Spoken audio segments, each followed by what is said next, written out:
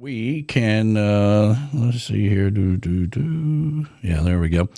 All right, let's see if we can get the man, the legend himself in here, Mr. Jeff Dayton. How you doing this morning, brother? Good morning. I'm doing just right, guys. Yeah, rocking and rolling, man. We was listening to that's a cool little song, the Fishing with My Baby, right? We was listening to that earlier, you know. One little wiggle and I'm on the hook. That's it. Yeah, anybody that's got a good leg knows that one. Yeah. Yeah, man. So how's things going, man? It's been a while since I guess the last time I saw you was down in Key West. Yeah, Trop Rock and Duval that week. Sure good to be down with everybody. Thanks for having us over there, Dave Matchett, and I really enjoyed being on the show with you. You know, you and Hippie Chick and Brian and everybody, you know, B-Man, Michelle. It's always good to see you folks. And Johnny, how are you, man? Good morning, sir. We're doing fine. Good morning. Good morning. I tell you what, good to see you. Good. I tell you what, this is amazing to be able to sit here. You know, it's the first time I've met you, but I've looked at your bio and Danny's filled me in on your history. And wow, what an amazing career. Well, thanks. I'm having one. There's a lot of stuff going on, too. I've got a podcast that I've had some Trop Rockers on, including the first Coral Reefer, Roger Bartlett, has been a guest. And anywhere that you cast pod, go cast pod and find Count It Off. That's that one. Excuse me. Well, otherwise, yeah, I'm just, you know, keeping my head above water like all the rest of us. Yeah, well, you used to do the like Facebook Live for a while. Now you've turned that into a podcast, I guess, right? Yeah, the Facebook Live was about the only way we could do it at that time. And, 175 episodes of that and another 25 Twankster Tuesdays. And did a few of them last year, did some Tuesday nights. But, most people have their lives back. You know, Tuesday night they're at the movies or at their choir practice or whatever they're doing. Sure. Or they're at their, their favorite, flocking fish pond joint, pouring down some Jimmy Buffett inspiration. Yeah. Yeah. We're back where people gather. You know, that was the thing about COVID is we make our living where people gather, and we couldn't gather. So what the heck? You know? Well, if it hadn't been for COVID, we wouldn't even be having this interview right now because we all had to learn how to do streaming and video and all that stuff. You know, we did that entire showcase that year around the country and had a production company and all that stuff because we wanted to keep the showcase going because the Songwriter Showcase, we just finished up our 9th year down there. So wow. It's just been fantastic. I remember when you first came down, never been to Key West before, when we were still over at the Tiki House. I know. I thought that was your bar, as a matter of fact. Well, that's how I promoted it. You know, come on over to our house, the Tiki House, the Tiki Man and Tiki House. It was a great matchup. We just outgrew it, man. We had too many crowds and you're a tall drink of water as well. You know, once you came in, I'm like, we're going to have a bigger place. You got yourself a big stage now, don't you? Yeah, big old stage. I will be happy to be with you guys if you'll have me down there this year. Looking forward to it. I know that, with Andy's passing, there's still some questions, but I've heard on the wind from some people that should know that Trop Rock and Duval will be in Key West one way or another. So counting on that, we'll just see what happens. Yeah, of course, our thing was always separate from Trop Rock and Duval. We kind of been doing it longer before Trop Rock and Duval started and all that stuff, and we hated to hear the passing with Andy. That was, I knew he was sick because he was sick down there this year, but that was kind of a shocker for all of us. Yeah, and I know that you guys were there when it was Parrot Heads in Paradise, Modem and all of that stuff. Mm-hmm. But everybody loves Key West. I mean, let's admit it. Yeah. I do. It's one of the reasons I like to go, and I think the vacuum will be filled. Yeah, absolutely. I mean, when Me and the Minds pulled out of there, we decided to stay, and we had a great year that year because, as you say, people love Key West, and people, already had their rooms booked years in advance to go down there to be at Me and the Minds, and so it was just natural for us to do it. And then Andy and them a couple of years later started Trop Rock and Duval. So, that's where Jimmy went to find Jimmy, for God's sakes. Okay, and that's where you go. Well, indeed, and I'm glad that got established. It's such a great thing, and there's no comparison of anywhere else you could throw that party that has bar after bar after bar after venue after stage. You know what I mean? Yeah. It's just it's a great thing. So glad to be there, man. I love it. I love that I'm growing up in the trop rock world and still making music. And thanks for playing the music, Danny. I appreciate you guys. Yeah, man. I mean, I remember years ago you had that one song that we all felt like that Kenny Chesney ought to have it on one of his albums, and was it Boats? Was it? You're close. Yeah, that's it. Something about boats. Yeah, something about boats. Islands, guitars, and you. That's it. I mean, that's a perfect Kenny song, and we always plug that everywhere we go. I know you do as well, so maybe he'll hear it. I mean, he spends a lot of time in Key West, but it's and I reached out to you, and I don't think you'd really. I think you were still. I think you just finished up with Glen Campbell after he passed away and all that stuff. I can't remember now, but you didn't know about this whole trop rock world, and man, look at you now. You're playing all over the place. Well, I appreciate you guys taking me in. I was a stray on the street, and you went, "Oh, this guy's okay. He's all right." Oh, I tell you what, I love Key West. I've done the Duval Crawl, survived a few gravity storms. Welcome to the club. But thank you. When I look at your history, and you started with Glen Campbell, that is an amazing story. How you got started with Glen, and what a tragic loss. But wow, you get a phone call. I'm sorry. No, I was going to say you got a phone call, and boom, took off. Yeah, I was thanking him again this morning. I mean, I was dreaming about. There was a medley we used to do that had. Kiss me, wake me each morning with a morning, and then you can tell me goodbye. It was in a medley with another song, and in my dream last night, I was trying to remember what the other song was, and what my part was, and there was something I was doing wrong, and I was like, oh, dang, one of those flip-flop dreams you can't quite get right. Yeah. And, but old Glen, man, he was the best of the best, sir, as they said in Men in Black, the best of the best of the best, sir. That's right. Yeah, absolutely. And everybody gives so much respect even today. A couple of the real big feathers in my cap are that I played with Glen Campbell, that I was his band leader, that I was with him as long as I was. And then another one that gets instant respect is the fact that George Strait cut one of my songs. Yeah. Wow. That's amazing. Yeah, that actually happened before Glen, but I figured he looked at that and he went, okay, well, this guy's all right, Well, that's pretty high cotton right there, George Strait. I mean, and in my opinion, George Strait is the epitome of country music, right? I mean, he's never really strayed from being that guy, and kind of took over from George Jones and all that kind of stuff, and has remained that way and remained at the top of his game. The guy is a class act from the get-go, and been able to meet him, thank him. I've opened for him a couple times back, in the very earliest days when he was still playing big dance halls, like Graham Central Station in Phoenix. And, it just, I tell you what, he's still my favorite cowboy artist of these days. Merle Haggard would have been before that. Sure. And the Hag was partly why I met Glen. If it weren't for the Hag and Glen's friendship with him, he wouldn't have stopped down to the Coliseum that night to see the Hag and Alabama and the Judds.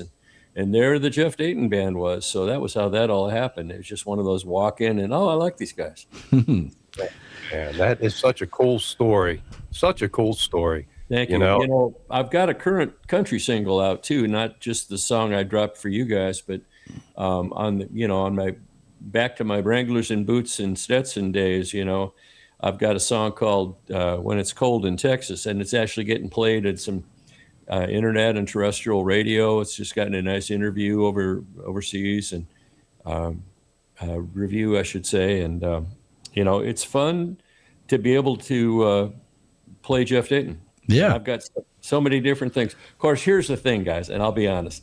My daughter, Carrie, is a YouTuber, but she's also a Swiftie and has been her whole life. Yeah. And so I tuned in. My son renewed our Disney Plus, and I went on there and I watched the first of the 6-episode thing of the End of the Eras tour.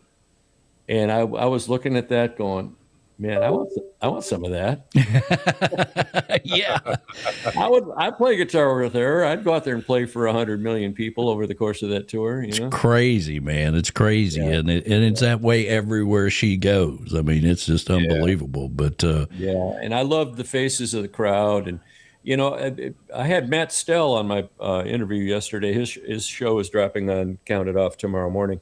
And Matt's had 2 number 1 records. He's played the Opry. He's, you know, I mean, legitimate number 1s, not, you know, number 1 at Beachfront. But, you know, I don't mean to demean that. No. But, you know, Billboard number 1s. And, you know, he said that what he's always been trying to do is sing songs that reach people and that, you know, what they want to hear and stuff.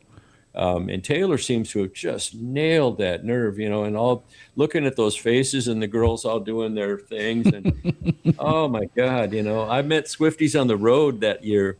I'd be in the Los Angeles airport, you know, maybe at the Delta Sky Club or something like that, because Jeffro likes to travel. Sure. And I'd see a mom and a dad and 2 girls wearing Swiftie shirts. And I'd say, did the girls go? And they said, we all went. We all went. Know, and we went. Wow. We sat in the club seats. I was like, Dad, that was a big gift. I mean, you know, they were like $3,000 a seat to do that. Absolutely. Yeah. You know. But Matt would like some of that too. I mean, you know, we're every recording artist, every one of us. Sure. You know, I mean, Erica Sunshine Lee would like that. I mean, you know, it's a human thing, and we all reach for the stars, and I'll settle for where I'm. You know, and Erica is one of the hardest working female artists that I know.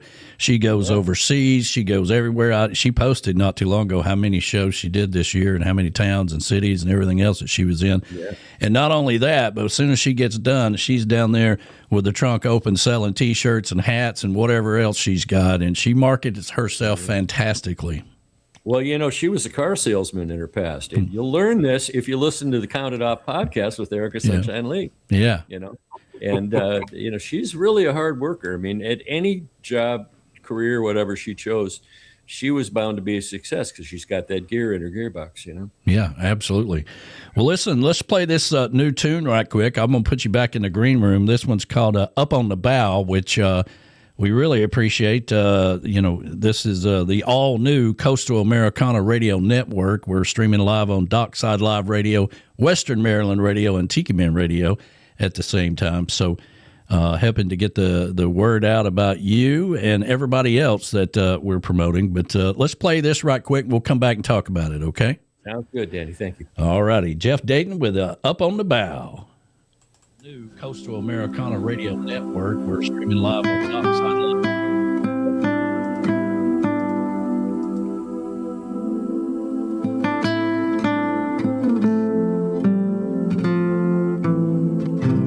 Up on the bow, the world feels better somehow.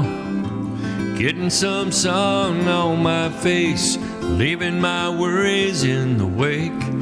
All I know for sure is we're never gonna figure it out. Well, that's okay, 'cause just for today, I'm up on the bow. Up on the bow.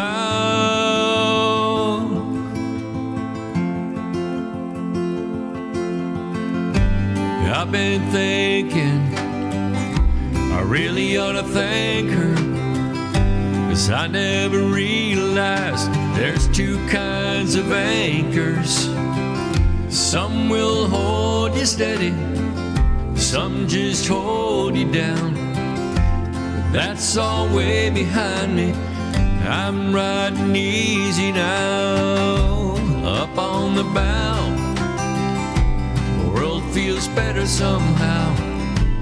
Getting some sun on my face, leaving my worries in the wake. Now all I know for sure is we're never gonna figure it out. Well, that's okay, 'cause just for today, I'm up on the bow. Up on the bow.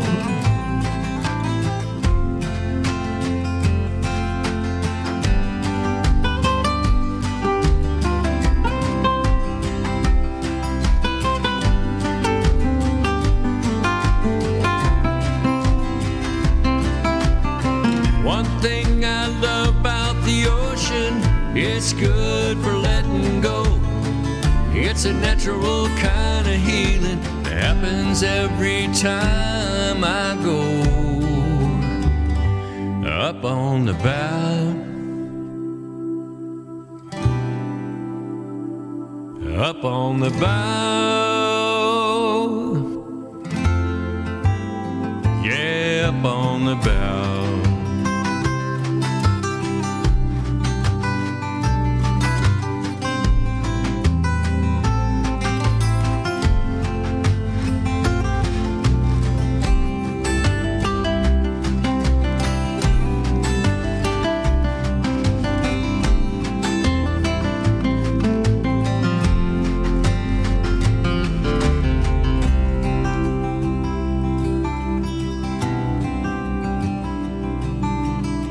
Let it play. Let it play. Man, it's beautiful. Thank you. It's a beautiful tune, man. What's the story behind that song? Beautiful. Well, I just sitting around with my pencil right here, the magic pencil, never far from my hand. And I love blank paper and a nice sharp number 2 USA Gold. If I can't have that, I'll settle for a Ticonderoga. And I love that. There's something tactile about writing with these things, you know. I'm not a computer writer. I'm not a, iPhone, talking to my notes thing. Once in a while, if I'm too far from paper, I'll do that. But there's something really peaceful about the ocean. I meant that, the one thing I love about the ocean, it's good for letting go.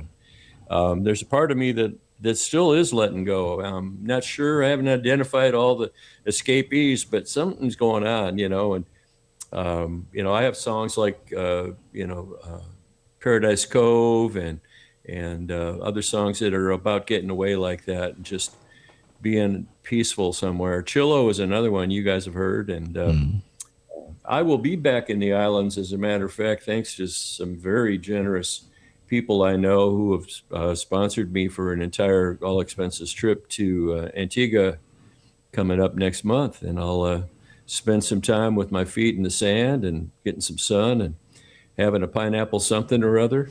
That's a beautiful part of the world right there, man. Yeah.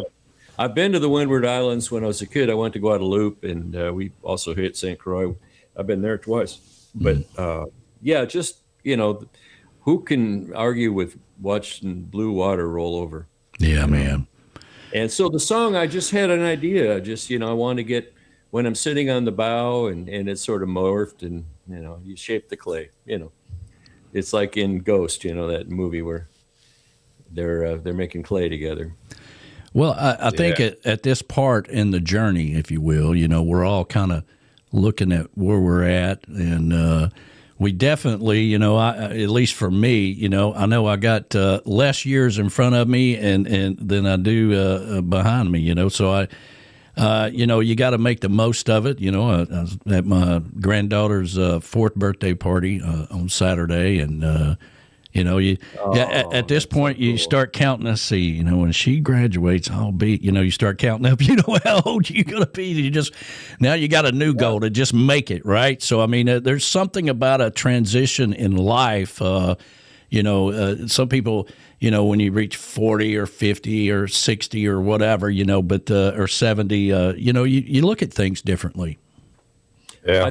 I think for me, it becomes an awareness that it's time to, instead of seeing how much you can get, it's seeing how much you can leave. Mm-hmm. And, I've got a song that's not a trop rock song called Old Gray Ghost, but it's from the COVID album that I did from home while we were sitting home, and I ended up writing a double album.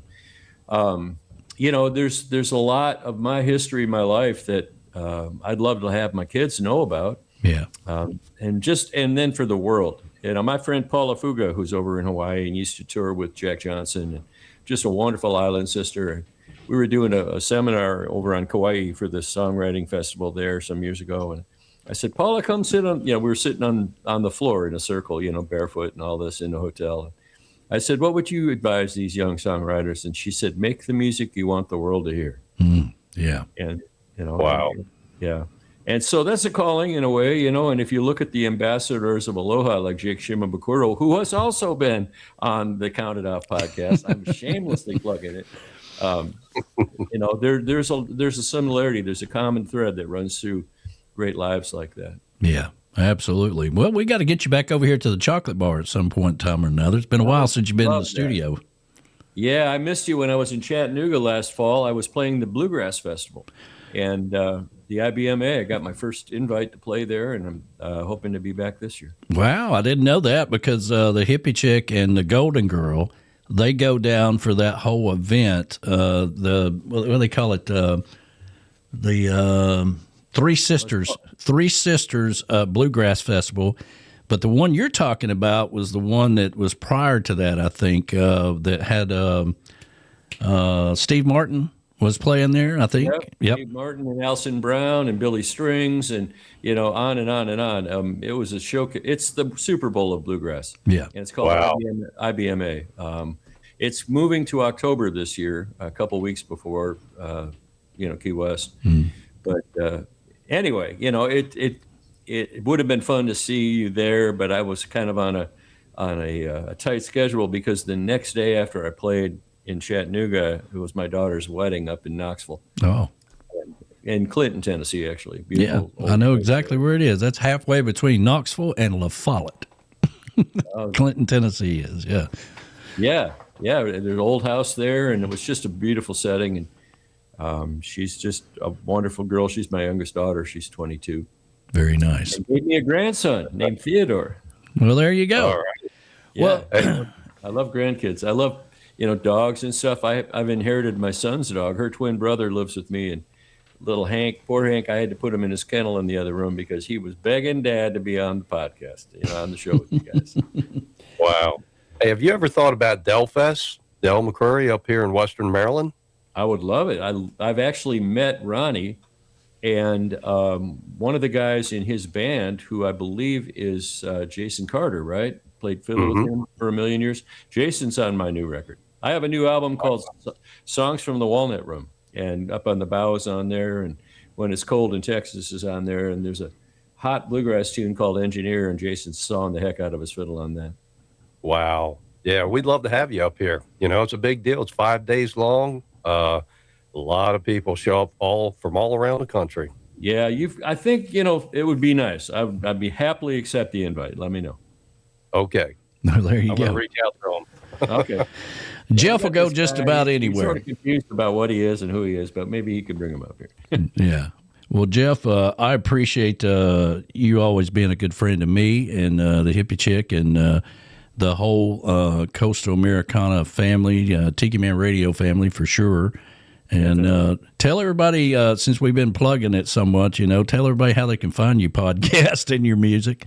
Well, everywhere that you cast pod, you can find it. It's on the Amazon, it's on the Spotify, it's on the Apple, all of those places. YouTube, there's always just a static audio replay on YouTube as well. And it's called Count It Off. It's your fresh new window into the world of music. And we've had guests from everybody from a number one jazz producer and artist who worked with George Benson and Paul McCartney, named Mike Broning. He's on one of the episodes. A couple of guys, one that played with Bob Dylan, two that played with Prince, and Chris Lusinger, who played on everything that Garth Brooks ever cut. He was a recent guest, and just on and on and on. It's a lot of fun, and it allows me to invite my friends and contacts over to the house, and we sit and chat a little bit. And down at Key West, when I was there with you guys, yeah, and I was grabbing guys away from Margaritaville, and Dave McKinney and Tim Campbell and all those guys, and getting quotes. And we had a little Key West roundup that we do every time we're down there. So very nice.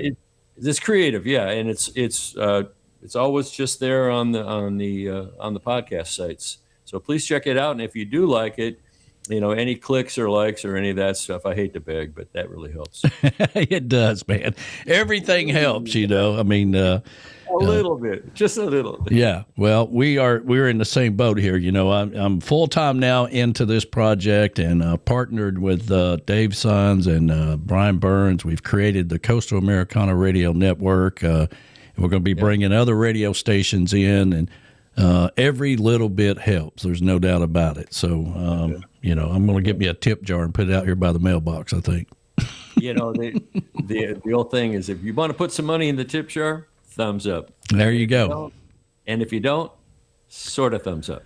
Well, that's a good idea, because it really, from we've grown our YouTube channel to 17,000 subscribers, and doing the Sunday show for the past 5 years on it, and we're constantly pushing that thumbs up, because it helps our views and it helps us to move the channel around, and it helps not only the artists but our sponsors and partners and everybody else. So I always tell them, it's the one on the left, not the one on the right. All right, thumbs up, hit the thumbs up, kind of thing. So. Like that a lot. Well, you guys are doing good work, and beach radio, beach music rather, is a happy place for people. Sure. And I remember the first time I walked into the Tuna during Parrot Heads week in 2019, and I looked out at that crowd and went, "Oh my gosh, it's all my people." There you go. I mean, we're all the ones that commercial radio said, "Nah, we're going to chase teenagers." Yeah. And so we're here and we're having a good time, and keeping the party going is a great theme for Jimmy. Will Kimbrough will be a guest on the show coming up here. He said he'd love to, and also Will McFarlane, who's one of the Swampers, is going to be on the show next time he's up in Nashville, and just Marty Brown, all the different guys. Nashville is the coolest place to be in the world. Yeah, but. Yeah, we'll just keep spreading the good word. We share the aloha, as we say in the islands, the mana of the heart. And aloha is that good thing between people. And Lord knows the world can use that. Yeah, absolutely. Oh, yeah. Absolutely. Well, buddy, we're going to let you fly. And as we let you go, we're going to play that Islands Guitars and You, so everybody can hear that hadn't already heard it. It's one of my favorite tunes. But thank you, Jeff, for all the kind words and your friendship, and we will see you down the road, my friend. All right. Yes, thank sir. you, Danny. Thank you, Johnny. You guys rock on. Keep fins up. All right, buddy. Yes, appreciate sir. it. Fins up.